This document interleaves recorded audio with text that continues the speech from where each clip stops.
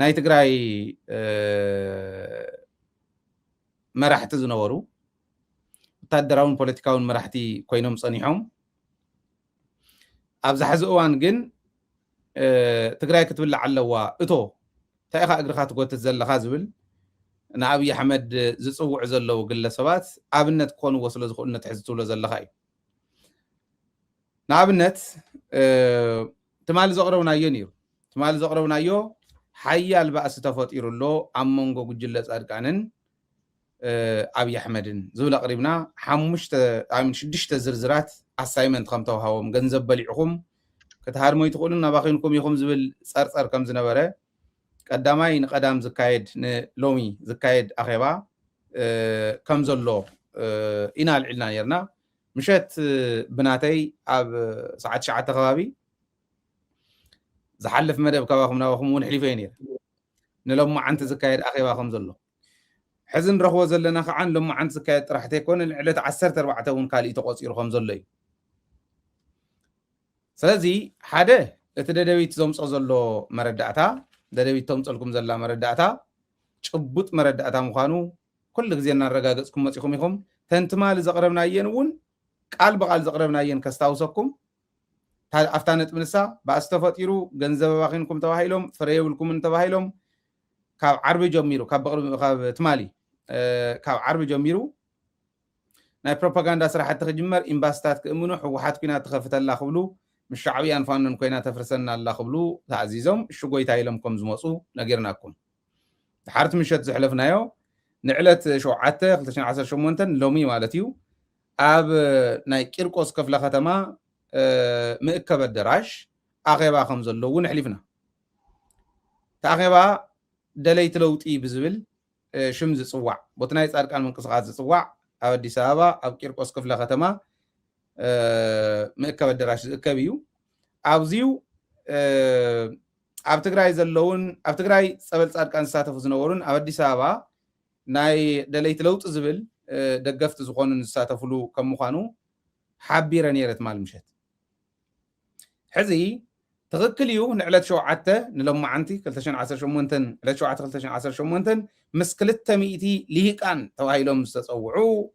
ናይ ዝተፈላለያ ውድባት ኣባላት እውን ዘለውዎ መራርሓ ውድባት ደለይቲ ለውጢ ተወከልቲ መንግስቲ እውን ዘለውዎ ኣኼባ ይክግበር ኢሎም ኣረጋጊፆምልና ኣሎ ሪኢኹም ተንትማሊ ዘቕረብናዮ 6 ዝርዝራት ሓቂ ምዃነን በታትማሊ ምሸት ዘቕረብናያ ኣረጋጊፅና ኣለና ታትማሊ ምሸት ዘቕረብናያ በትሎም ረኺብናዮ ዝኔና ኣረጋጊፅና ኣለና ትኽክል ኢሎም ኣለው 200 ሰባት ኣብ ናይ ቂርቆስ ክፍለ ከተማ ምእከብ ኣዳራሽ ክእከቡ እዮም ሎማዓንቲ እቲ ኣኼባ ሕወሓት ትፍረስ እዩ ህዝቢ ትግራይ ብሕወሓት ይምራሕን ኩናተይ እንደልን ሕወሓት ኩናት ተላዓለላ ገለ ዝብል ኣዲስ ኣበባ ናብ ካሊእን ዘሎ ትግራዋይ ላዓልካ ሰልፍታት ንክግበር ኣብ ዝቕፅል ናዕቢ ኣብ ውሽጢ ትግራይ እዮም ኢሎም መንእሰይ ከም ዘይሰምዖም ስለ ዝፈለጡ ኣብ ደገ ክግበር ግን ዝኣኼባ ናይ ሎማዓንቲ መሰረት ገይሮም ሎሚ 200 እዮም ክእከቡ ኣብ ዕለት ለካቲት 14 2018 ድሕሪ ሰሙን ከዓ ምስ 1000 ልሂቃን ክሳተፉ እዮም ህዝባዊ መድረክ ክንገብር ኢና እዮም ዝብሉ ህልው ኩነታት ትግራይ ክንርኢ ኢና ምእተዊ ወረቐት ክወሃበኩም ስለ ዝኾነ ክትወስዱ ስለ ዝኾንኩም ከካብ ውዳብኹም ወረቐት ፀሓፍታ ደብዳቤ ቴክስት ግበሩልና ክትኣትው ትኽእሉ ምእተዊ ወረቐት ክንሰደልኩም ፅሒፍናልኩም ክትፀንሕ እሞ ክትኣትው ይብልዎም እዚ የቀናጅው ካብ ዘለው ሓደ ከበደ ኣሰፋ ዝበሃል ንኣብነት እየ ዝጠቅስ ዘለኹ ኣብ 70 እንደርታ ዘሎ ይመስለኒ 70 እንደርታ ስምረት ከኣቱ ምዃኑ መረጋጊፅና ኣለና ባይቶና ዝብል ግን በታብ ትግራይ ዝኒሃ ምስ ህዝባ ዘላ ውድብ ሽም ዝነግድ ቆልዓ ኣሎ ንሱ ተፀውዕ እኒሄ መስለን ባይቶና ዝብል እውን ነፍሲ ዝርዝር ሪአ እኒኹ እዚ ከዓ ብደንብ መረጋገፂ እዩ ሕዚ ኣነ እንታይ እየ ዝሓስብ ንሳቶም ኦረዲ ኣኼባ ገበሩ ኣይገበሩ ካሊእ ተኣምረ ይፍጠርን ነተን ዝረኽብዎን ሕርጓቶ ከይተርፍኦም ኣኼባ ጌርና ኣለና ተጋሩ ኣኪብና ክብሉ እዮም ንሰን እንዳበልዑ ክፀንሑ ፅባሕ ንጎ ክተፍእዎን እዮም ሓቂ ንሱ እዩ ካሊእ ተኣምር የብሉን ኣብ ትግራይ እውን ዝልውጥዎ ነገር የለን ህዝቢ ትግራይ ኣብ መኸተ እዋን ይእከብ እምበር ኣብ መኸተ እዋን ይብተንን ባንዳ ግን ጠፊኡ ይፈልጥ ባንዳ ጠፊኡሉ ዘይፈልጥ ኣብ እዋን መኸተ ፀረ ባንዳ ዝኾነ ሕጊ ስለ ዘይነውፅእ ድሕሪ መኸተ እውን ፀረ ባንዳ ዝኾነ ሕጊ ስለ ዘይነውፅእ ባንዳ ዋጋ ስለ ዘይኸፍል እኳ ደኣስ أوان مخته بطين مجريتو بزخعبته هفتي نتم مخته زنبره دقسكوها بلع خوازبل سلطان حيز دحرون كم زبل تعدل زخفتلو كوينو سلات صنحه نسلم يدميم حزهم ايكونن كم ايكونن يو لازم يقبروا له زيات قتيلهم تاع قبريهم انا تا بروسيجر بقدام يجمروا ما سلا زلو خافتن تمال زقربنا ين اب قدام يقصر بزلا جميروا ما سلا زلو بتابشم دليت لوطي زنقساقوس አዲስ አበባ ዘለውን ጸበል ጻድቃን በትግራይ ሰቲ ዝነበሩን በዚዮም አኺባ ክንጅምሪና ኢሎም ባጀሚርና ያለና ለሙዓንቲ ይውልና ስለ ዘለው ተአኺባ ከመ ሓሊፋ ዝብል ክመጸና እዩ ምንም ጥርጥር የውልን ንህዝቦም ዝቃለሱ ነው ውሽጦም ስለ ዘለው መምጾይ ይተርፍን ግን ኔክስት እንታይም ገብሩ ዝብል በቱ ዘሎ ክንሪኦ ከለና ገንዘብ በትግራይ ከይንቀሳቀስ መንእሰይ ውና ምናዕብ ክመጽእ ክንገብር ኢና زبلين يرو تمالي زقربنا لكم كلاي سالساي اب تግራይ 26 زاخلا بارتات اللوا اوزي خصاتف አለውን ፍተቃውሞ ኣብ ናዕቢ ኣብ ኩናተይ እንደልን ፌደራል መንግስቲ ይተወልና ገለዝ ብለው ጻውዒት ክሳተፍ አለውን ኢሎም ኣብ ኣኺባ ክሳተፍ ጸዊዖም ኣለው ኣብ ሰልፍ ክሳተፍ ከለውን ክንሪኢና ራብዓይ ዝገብርዎ ልዕሊ 10,000 ሶሻል ሚዲያ ተሳተፍቲ ምውሳኺው ባንኪ ቴሌ ነዳዲ ምስተዓጸወ ህዝቡ ምስጸጎሞና ንሕወሓት ንኽነጽጋን ከቃወምን ናብ ናዕቢ ከኣቱን ፌደራል ክድግፍን ምግባር ዝብል እዩ ተሓምሻይ ሻድሻይ መሪሕነት ኩሉ ምቕያር ዝብል ፕሮሲጀር ዘውፅዎ እዚ ትልሞም እዩ ብቀዳማይ ጀሚሮም ኣለው ቀዳማይ ቁጥሪ ጀሚሮም ኣለው ናብ ካልኣይ ክኸዱ ከለዉ ክንሪኦም ኢና ግን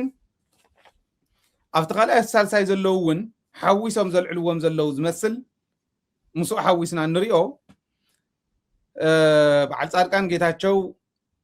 ዝገብርዎ ዘለዎ ሓደ ኮይኑ ኬርያ ሳሞራ ዝኸርዎ ዘለው ከዓ ክውሰኽ ኣለዎ ኣብርሃም እውን ከምኡ ትቶን ሓደ እዩ ትመልእኽቲ እውን ሓደ እዩ ሕወሓተይ ትደግፉ እዩ መንግስትኹም ንፀጉ እዩ ትግራይ ዋላ ደካማ እንተኾነ መሪሕነት ኣልባ ትኹን ማለት እዩ ሕዚ ንኣብነት ኬርያ ፌደራል መንግስት ንደግፍ ትብል ቃል በቃል ዝወለተ እየ ትማል እውን ቀሪበያ ስለ ዝነበርኩ ኣብ ጎኒ ፌደራል ኣለኹ ኣነ ኩሉ ጎኒ ፌደራል ክኾን ክኽእል ኣለዎ ምስ ጋዜጣ ፕረስ ዝገበረቶ ማለት ኣዋጅ እቶብ ትግራይ ይተኣወጅ ህፁፅ ግዜ ኣዋጅ ይተኣወጅ እያ ትብል ዘላ ህዝቢ ትግራይ ምሰንፃሩ ኮይኑ ንሻዕብያ ማለት እዩ ምሰንፃሩ ኮይኑ ምሰንፃር ሃገሩ ኮይኑ ንሃገሩ ዝወግእ ታሪክ የብሉን ሻዕብያ ንፀጉ ንሻዕብያ ተመሊስና ክንወግኦ ክንክእል ኣለና ትብል ብስርዓት አልበኝነት ተሸሚሙ ዘሎ ፓርቲ ስለ ዝኾነ ንቃወሞ ትብል ሰላም ኢና እንደሊ ኩናተይ እንደልን ፓርቲታት ብሰላማዊ ሓሳቦም ሰላማዊ መንገዲ ሓሳቦም ክገልጹ ዘይኽእሉ ዓዲ ስለ ዝኾነ ከምኡ ናብ ዝኾነሉ ዓዲ ንምቕያር ኩልና ንሕወሓት ንፅላእ እያ ትብል ካልእ ተኣምር የብሉን በቃ ከምኡ እያ ትብል እዚ ትብል ሳሞራ እውን እዛ ቃል እዚኣ ከም ዘለዋ ደጊምዋ ኣቲኹም እንዶ ሓደ ነገር ይገበር ስጉምት እንደይወሰድ ህፁፅ ግዜ ኣዋጅ እንደይተኣወጅ ህዝቢ ትግራይ በዚኦም ክመሓደረ ይኽእልን ይብል ንህዝቢ ትግራይ መራሒኡ ዝመርፀሉ ኣዲስ ኣበባ ኮይኑ በዓል ሃፍቲ ሳሞራ ዮኑስ ይኾነሎ ማለት እዩ ጻድቃን እውን ከምኣ ኢሉ እግሪ እንደይትጉተት ፌደራል መንግስቲ እቶ ቲዲኤፍ ዝበሃል እውን ዘተኣማምን ምርኩስ ኣይኮነን እቶን ደሞ ደኳዕኳዕ እዩ ዝብል ጌታቸው እውን ተቃልሳ ኢልዋ አንዳንዴ በደም ንድድ ስንቃጠል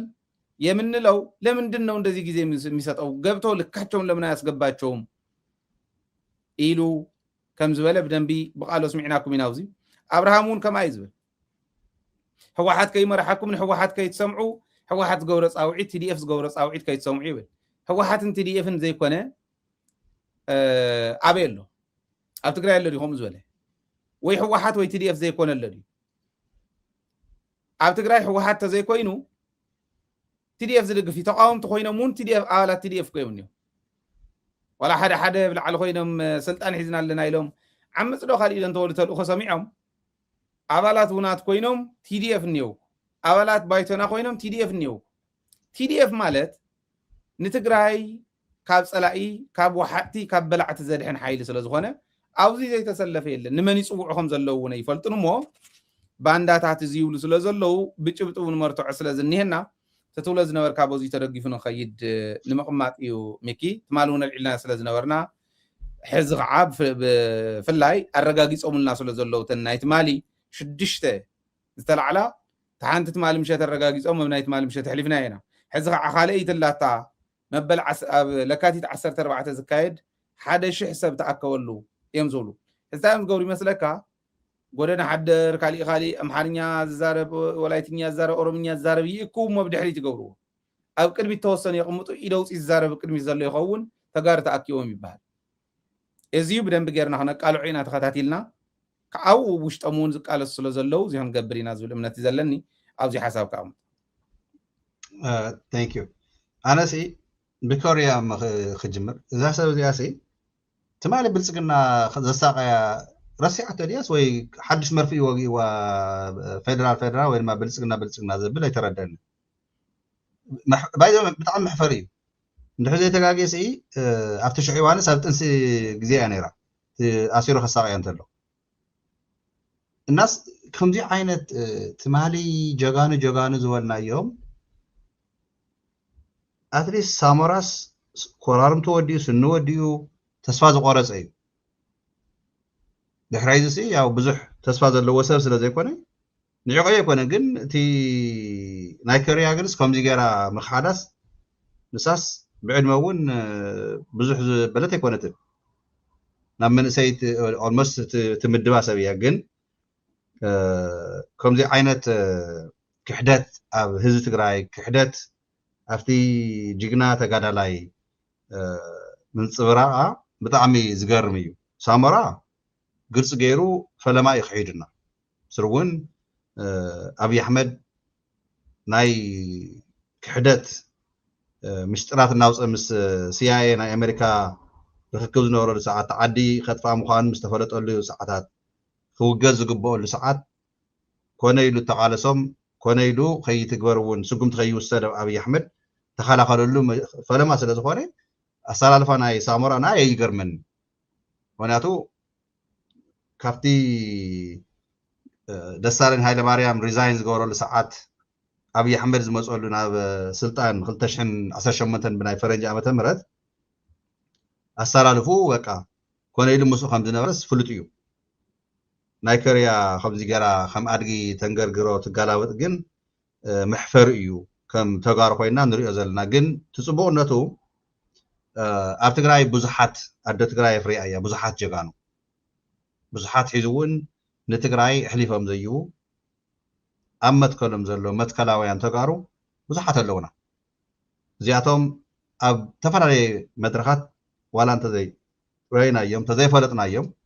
قطرهم جن بزحات يوم موزحتهم كان أي ناي ولدهم جيجلنا زحزو خبر ناي تقراي زي يدفرو بلحات سخونو موزحت تقراي تنقص أصلا تروحوا ميخا فلوت يوزيو سلازيو نزياتهم حيزنا توحدل زخونه حزبنا هدما بعويو مالتيو تقراي بتم وديداتهم زخحدوا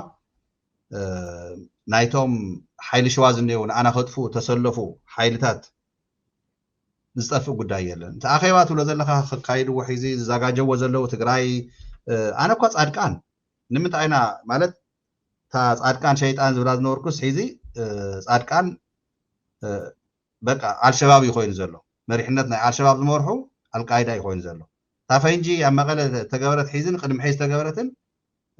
حيز ترطارين هاي مصينا لمسلكاس تاناي ودن طرو زنبرت ون سنسو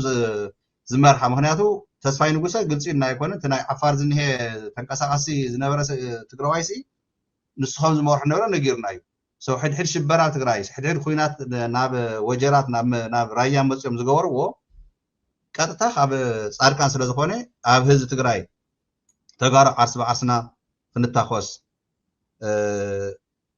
بركت زاره قصرو زي دغاغيمنا زغلصنا يقدم حيزي تزر قصرو يدلينا سلازتنتنايو ناب كومزي عينت مسوعتي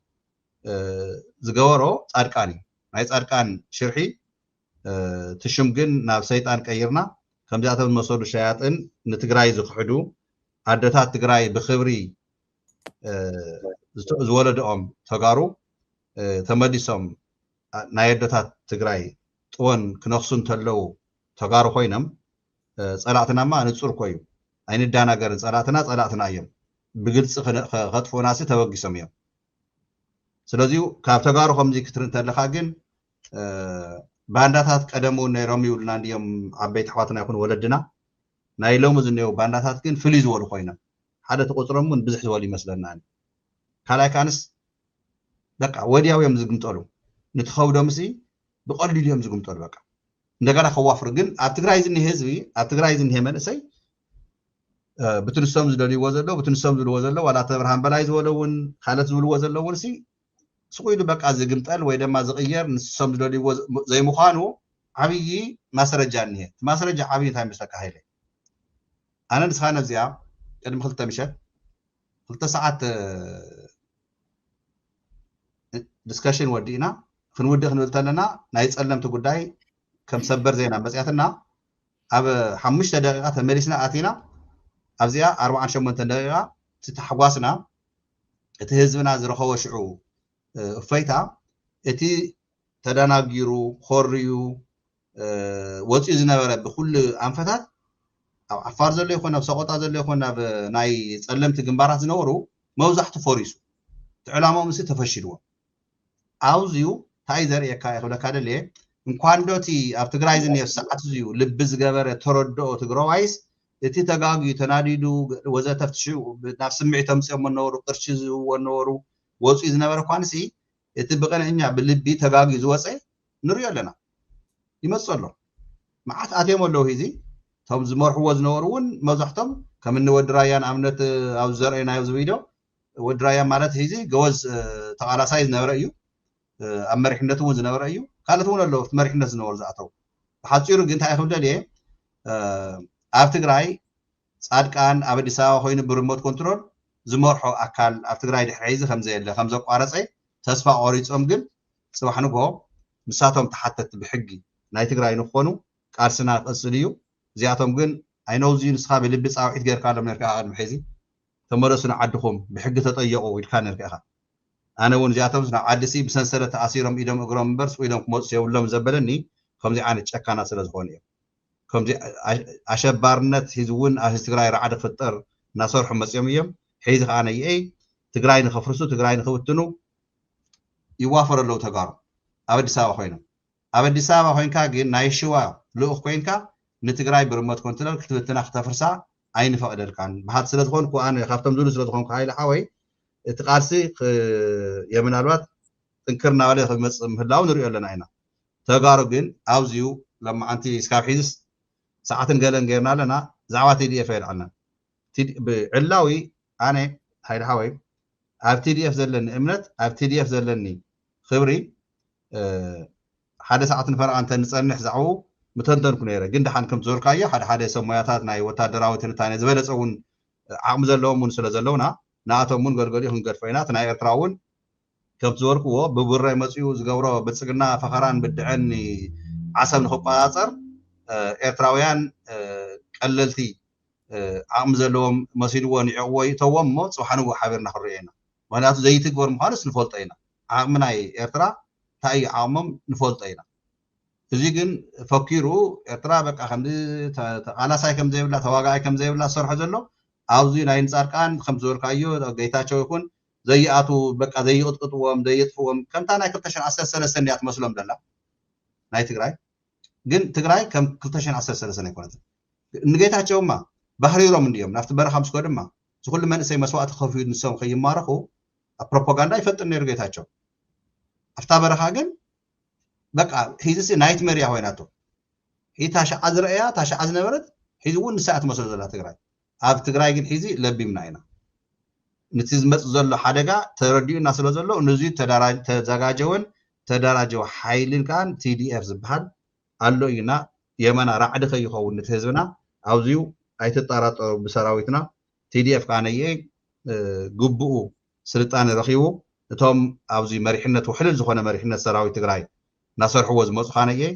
ኣነ ከለን ክብል ኣይደልን እየ ግን ጀጋኑ ዝኾኑ ሃይለ ሓወይ እንዳ ኣጋጣሚ ሽም ብዘይመልዓለ እውን እንዳሃለኹ ግን ኣብዚ እውን ሒዚ መዓልታዊ ዝከታተሉ ደደቢት ማለት እዩ መራሕቲ ሰራዊት ትግራይ ክብረ ኣለኒ ምክንያቱ ሃይለ ንሳቶም ካብቲ ንሕና ንሰርሖ እንዳዓልስ የመስግኑና ሓቂ እየ ባይዘወይ ኣነ ብጣዕሚ ክብረ ኣለኒ እዚኣቶም መያሃትና ኣብ ሰዓት እዚዩ ኣብ ጦሮታ ወፂኦም እፈይታ ረኺቦም ምሳና ምስ ደቆምን ደቆምን ዝሕጎስሉ ሰላም ዝረኽብሉ ቅሳነ ዝረኽብሉ ሰዓት እዩ ነይሩ ብሓደ ወገን ግን እንኳዕ ፅባሕ ኣይኮነት እንኳዕ ንሕና ምስ ዓረፍና ኣይኮነት ኢሎም ሒዙ እውን ይብለካ ቅድሚ ሒዙ እውን ተባሂሉ እንዴት ኩናት ግዜ ሒዙ እውን ይብለካ ኣለኹ እቶም ዓበይቲ ክብለካ ተለኹ ዋላ ብዕድመ እውን እቶም መራሕቲ ኮሎኔላት ጀነራላት ናይ ትግራይ ይብለካ ኣለኹ ሒዙ እውን ሕጉሳ ማለት ትዘሕዝን ትዘጋጠመና ድዩ ሒዙ ግን ንሳቶም ብምህላዎም ትናቶም ውሕሉል ዝኾነ ኣመራርሓን ስርዓትን ጅግንነትን ናብ ደቆም ሓሊፎም ንሳቶም እውን ፓርት ኦፍ ናይዚ ጅግንነት እዚ ንምዃኖም ሕቡናት ምዃኖም ኳ እንዳጋጣሚ ኩልኩም መራሕቲ ትግራይ ናይ ሰራዊት መራሕቲ ኩን ፖለቲካ መራሕቲ ኣዮና ንሕና ብዚ ሞራል ፖለቲካ ዝሰርሕዎ ዘለዉ ሒዚ ፕሮፓጋንዳ ክንመፅእ ኢና ክነጥፍኦኩም ኢና እናበሉ ኣይንጠፍእን ኣለና ኢና ንሕና ዳያስፖራ ትግራይ ኣብ ሙሉእ ጎንካ ኣለና ክብል እየ ዝደሊ ፅቡቅ ምስ ሰዓትና ክንዛዝም ኢና እንታይ ኢና ኢልና ናይቱ እቲ ጉዳይ ናይቶም ትግራይ ዝኽሓዱ ዝገብርዎ ዘለዉ ምንቅስቃሲ ናይ ዓቕሊ ፅበት እዩ ነይሩ እቲ ነጥቢ እዚኣቶም ክንዲ ድላዮም ኮለል እንተተፃወቱ ዝኸውን ነገር የለን ህዝቢ ትግራይ ብፍላይ ኣብ መኸተ እዋን ኣይፈላለን መኸትኡ ዝፈልጥ እዩ ፀላእቱ መኪቱ ስዒሩ ብተግባር እንዳመስከረ ዝመፀ እዩ ታታኣብየና ከምቱ ዶክተር ደብረፅዮን ዝበሎ ታታኣብየና ንዓና እታ ፖለቲካ ምቅንጃው እያ